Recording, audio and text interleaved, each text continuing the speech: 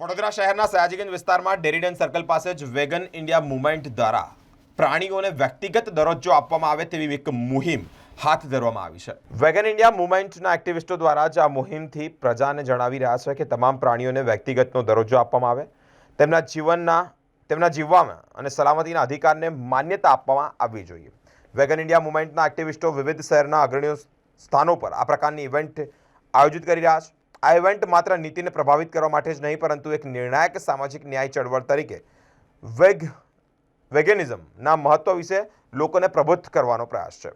સયાજીગંજ વિસ્તારના ડેરીડન સર્કલ ખાતે જ વેગન ઇન્ડિયા મૂવમેન્ટ એક્ટિવિસ્ટો પશુઓને બચાવવા માટે સૂત્રોચ્ચાર કરી રહ્યા છે અને માંગણીઓ પણ કરી રહ્યા છે। તેઓનો અવાજ ઉઠાવી રહ્યા છે। પ્રાણી વ્યક્તિત્વની હિમાયત કરવા અને વેગનિઝમનો સામાજિક ન્યાય ચળવળ તરીકે પ્રમોટ કરવાના ઉદ્દેશ્ય સમજાવવામાં આવ્યા છે। આ ચળવળે સામાન્ય લોકો સાથે સંવાદ પણ શરૂ કર્યો છે, આ વિષય પર શિક્ષિત કર્યા છે। વેગન ઇન્ડિયા મૂવમેન્ટ એક્ટિવિસ્ટોની મુખ્ય માંગણીઓમાં પ્રાણીઓની વ્યક્તિત્વનો દરજ્જો આપવામાં આવે, પ્રાણીઓને સ્વતંત્રતા અને સલામતીનો અધિકાર આપવામાં આવે તેવી ખાતરી કરવી જોઈએ, પશુપાલન ઉદ્યોગમાં જાતીય શોષણ અને બળજબરીથી સંવર્ધન પ્રથાઓનો અંત આવે, જીવંત પ્રાણી અને માંસની નિકાસ બંધ થાય, નવા પશુ ફાર્મ તેમજ કતલખાનાઓની સ્થાપના પર રોક લાગવી જોઈએ, ગ્રાહક અને તબીબી ઉત્પાદનો માટે પ્રાણી પરીક્ષણ પર પ્રતિબંધ કરવો જોઈએ, સર્કસ અને પ્રાણી સંગ્રહાલય જેવા મનોરંજન સ્થળોમાં પ્રાણીઓને દૂર કરવા જોઈએ। આ ઘટના માત્ર વિરોધ નથી, પરંતુ પ્રાણીઓના અધિકારો માટેની એક લડત છે।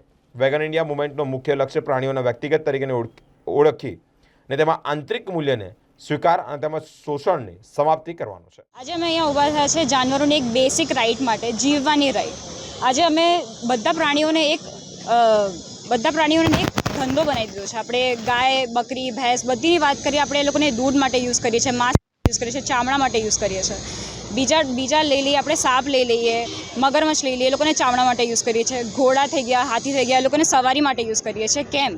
આનાથી ખબર પડે છે કે આપણે એ લોકોની આખી વ્યક્તિત્વ છીની લીધી છે, આપણને એ જ અમને પાછી આપી છે। એના માટે જ અમે લોકો આજે અહીંયા ઊભા થયા છે। એ લોકો કેમ કે એ લોકો પોતે ઊભા નહીં થઈ શકતા, આપણને જ એ લોકો માટે ઊભા થવું પડશે। અને આજે અમે લોકો ઊભા થયા છે કહેવા માટે કે આજે બધી તમે ક્રૂરતા કરો છો એને બંધ કરો। ગવર્મેન્ટે એમના રિસન્ટ બજેટમાં નીકાળ્યું છે કે એનિમલ હસબન્ડરીમાં 30,000 કરોડ ઇન્વેસ્ટ કર્યા છે એવી હિંસામાં જે જાનવરોને એટલું બધું સફર કરવું પડે છે। આજે અમે અહીંયા ઊભા થયા છે જેનાથી એ રિડ્યુસ થાય, એ ઓછું થાય અને એ બંધ કરે એવી વસ્તુ। આખા ભારતમાં પ્રદર્શન થઈ રહ્યું છે, લોકોમાં જાગૃતતાની પણ જરૂર છે, આપ માનો છો આની સાથે? હા, બિલકુલ માનીએ છીએ અમે। આજે અડધી વસ્તુ એ બી જ છે કે અવેરનેસ બી ક્રિએટ કરવા માંગીએ છીએ। બીજી વસ્તુ એ બી છે કે અમે ગવર્મેન્ટને બી પ્રોત્સાહિત કરીએ છીએ કે એ વસ્તુઓ ઓછી કરે અને પ્લાન્ટ બેઝડ ઉપર વધારે જાય। કયા પ્રકારનું પ્રદર્શન આજે અમે લોકો રેલી કરવાના છે અહીંયાથી સેફ્રોન ટાવર સુધી। બધા બોર્ડ્સ તમને દેખાય છે બધું લઈને, જેથી લોકોને ખબર બી પડે કે અમે લોકો કરી શું રહ્યા છે અને એ લોકો પોતે સામેથી અમારી પાસે આવે બી અને અમારી પાસે જે પેટિશન છે એને સાઇન બી કરે, જેનાથી અમે ગવર્મેન્ટને રોકી શકીએ। આ લડત આજની નથી, આ લડત ચાલતી આવેલી છે, પરંતુ ક્યાંક એને પરિણામ નથી મળી રહ્યું। ક્યાં સુધી લડવાની મુહિમ છે અને કયા પ્રકારે આગળ વધી રહી છે? જ્યાં સુધી ડેરી ફાર્મમાં બધી ગાયો બંધ રહેશે, જ્યાં સુધી કેજીસમાં બધા એનિમલ્સ બંધ રહેશે, ત્યાં સુધી અમે લોકો લડીશું। શું નામ? હિમાંગી।